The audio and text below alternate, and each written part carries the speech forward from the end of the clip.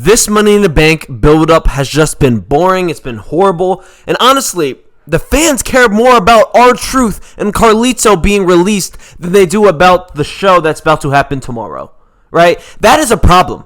That's just a big problem. You look at the people participating in the Money in the Bank. None of them are young, up-and-coming stars that are supposed to get out. This is what the Money in the Bank is for, in my opinion, to put the young, up-and-coming stars, the guys who wouldn't win a championship, a main championship, without having a Money in the Bank. That's what the Money in the Bank is for, right? And obviously, when you have the Money in the Bank, it's not guaranteed that you're going to cash in the right way. It's not guaranteed that you're going to get the title, right?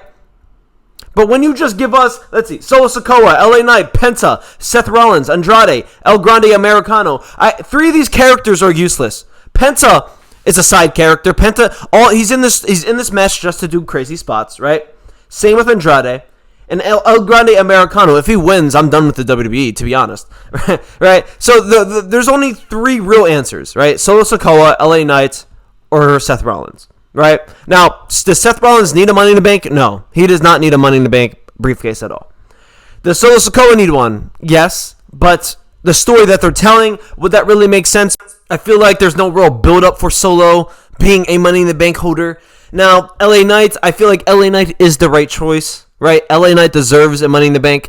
But knowing Triple H, knowing how there's rumors that he does not like at LA Knight, it's probably going to be Seth Rollins or Solo Sikoa. It's going to be either of those two. If it's LA Knight, then I'll actually be like, okay, that is the right decision. It's predictable, right? Because there's 3 guys. I still don't understand why Carmelo Hayes is not even in this match, or Braun Breaker, or Austin Theory, or you could have put in an NXT guy. You know, like, there has to be some anticipation for this match. And there's no anticipation. Half of these characters are characters that are random. Right? It's like you generated a random ladder match, and this is the people you get. You know? Like, Penta, really? Did they build up Penta as a character yet to even, like, no one believes Penta's going to win it. So why the fuck are you going to put him in there? Same with Andrade. You built him, the way you built him up, there's no way he's winning Money in the Bank. Now, the reason why I just feel like this Money in the Bank just feels boring, right, and just lackluster, is the storylines, is the forced feuds, right? You look at the tag match between Cody, Jey Uso versus John Cena and Logan Paul, it just feels dumb. It just feels rushed. It feels like there's no reasoning behind it. Like, why are they in a tag match, right? Why did John Cena, out of all the people, why did he want to team up with Logan Paul? Is it just because he's a YouTuber and that's the storyline? You're going to lose to a YouTuber? That's it? Like, that's all I remember from the storyline is John Cena saying to Jey Uso, imagine losing to a YouTuber. That would kill wrestling. And that's it. So that's why he chose Logan Paul? Whatever, man. The storyline's just dumb. It's dumb because we should all know what the storyline is. We should all know what they're fighting for. What is John Cena fighting for? What is Logan Paul fighting for in this tag match? What is Cody fighting for? And what is Jey Uso fighting for? I don't know 3 out of the 4. Like, Jey Uso, I understand why he's fighting, I guess. But, like, the other 3, there's no reasoning why they're even in this tag match. So, if someone can explain, please explain. Please don't, actually, because I don't give a fuck. But it's just dumb, man. Now, this is more of a SmackDown problem, but with the new Bloodline, the Solo Sikoa Bloodline without Roman Reigns, I just feel like it's the same shit every fucking show. You know what I mean? Like, Jacob Fatu and Solo Sikoa have, like, their little, not beef, but a little subtle beef every fucking episode. For 6 fucking months straight. For 6 months straight, we get the same shit. Right? It's repetitive, like, when we're seeing the same shit, and there's no evolution to the characters, there's no difference, there's no changes, it's just boring. It's repetitive. And maybe Solo Sikoa winning a briefcase might add some spark into the storyline, but still, it's going to be the same shit. It's going to be Jacob Fatu and Solo Sikoa subtly beefing.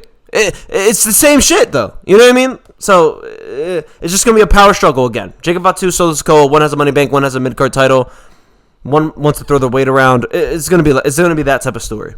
I can already see it. I can see it. The women's Money in the Bank ladder match is so much better than a man's. Like, just the contestants alone, right? You have Alexa Bliss, a character who wasn't really on TV a whole lot, right? But we know she can win. We know she's a good enough superstar to win this match. We have a Roxanne Perez, a lady who was recently on NXT getting called up. That's what's supposed to happen. You're supposed to have these up-and-coming talents in your Money in the Bank match, all right? Stephanie Vaquer, she was recently from the NXT, got called up. This is what's supposed to happen. You know what I mean? Who else is in there? Naomi. She's probably had the best build-up for Money in the Bank out of any character. Out of any character, she's probably the best built to become a Money in the Bank. I think she should win, in my opinion. Then you have Gilia. I forgot her other name, but Gilia. She recently from NXT. Like, I don't understand why we cannot do this with the men's side, right? Like, why can't we bring up people from NXT? I don't know. Or not even from NXT. Just have a younger up-and-comer that you're pushing. But it looks like they're not even pushing anyone. Like a Karrion Kross. If they just gave him a gentle push and then he won a qualifying match, maybe he has a chance of being a fucking Money in the Bank winner. Maybe. I still wouldn't believe it, but there's people out there who would. It would make the show better. I really don't understand why, right? But yeah, they have Gilia. That's what you're supposed to do. I think that's it. Oh, and the Rhea Ripley, right? Rhea Ripley is probably the most powerful woman on the show. I'm thinking they might they might double team her or triple team her to get her out or to beat her up. That's what I'm thinking. But yeah, the women's ladder match, I'm most excited for this match. Out of every match, this is the match I'm most excited for. Just because of the people that they have.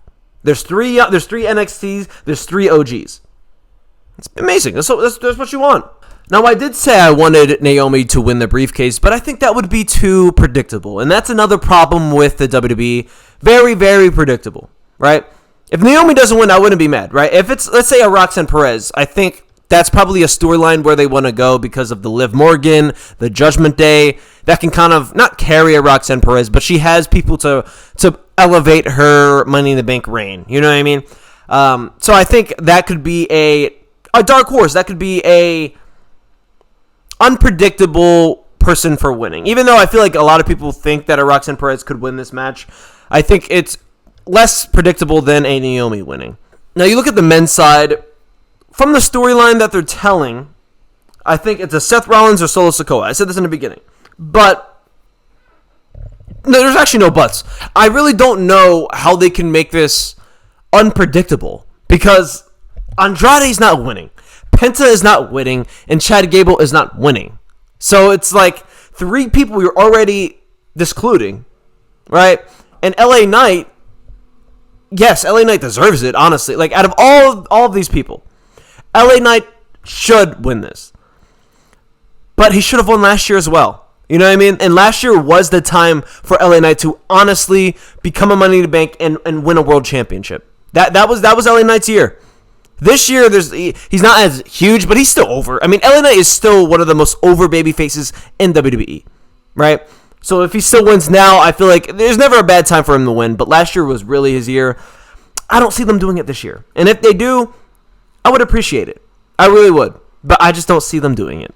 I also forgot to talk about Lyra Valkyria versus Becky Lynch. Now, this build-up for this beef has just been so fucking repetitive, man. Like, every single week, they come out, cut the same promo. You know, like, they didn't show anything else. Like, there's no effort, man. Like, if these people really hated each other like they say they do, there would have been some backstage fight. There would have been something else and then just talking about the same shit for 3 fucking weeks straight. Now, they have a match. Hopefully, I think Becky would win this match. I think she should. Lyra Valkyria had this title for a fucking long time now. You know what I mean? I think it's time to switch it up. And yeah, that's all I have to say about this fucking feud. Now, if you enjoyed this video, drop a like, subscribe to the channel. I will be making a review on the Money in the Bank show happening tomorrow. Drop a like, subscribe to the channel, and I'll catch you guys on the next one. Peace out.